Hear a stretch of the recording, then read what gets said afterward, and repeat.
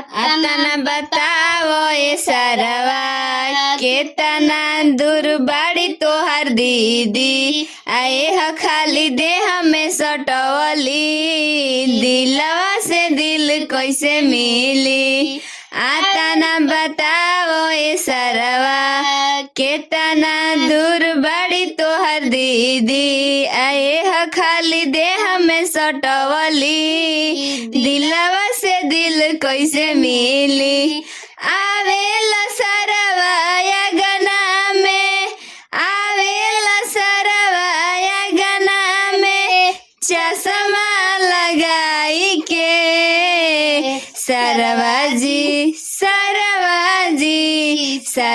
जी तिलक चढ़ावे ले चौका पे आई के सरवा जी तिलक चढ़ावे ले चौका पे आई के। चढ़ा द कुलरवा सरवा हो या गन में आई के चढ़ा द कुलरवा सरवा हो या गन में आई के। सरवा पियो कड़या गन कोई देलस नास हो भैया बाड़े सीधाया सरवा बादमास हो। सरवा पियो कड़या गन कोई देलस नास हो भैया बाड़े सीधाया सरवा बाबा मास हो।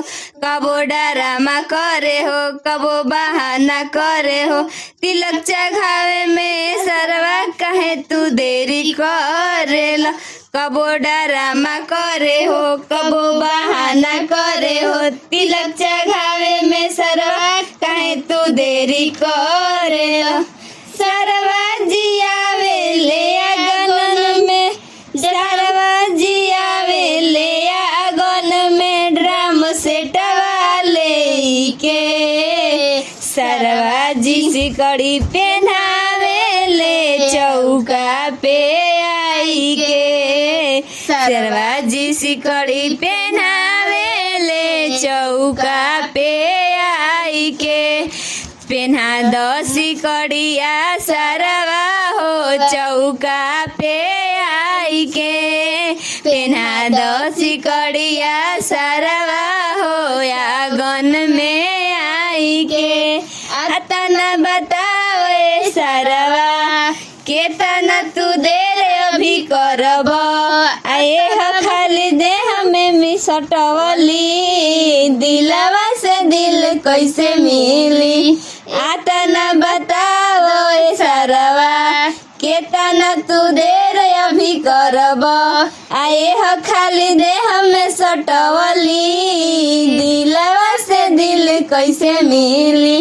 आवेला सरवा या गना में आवेला सरवा या गना में चश्मा लगाई के सरवा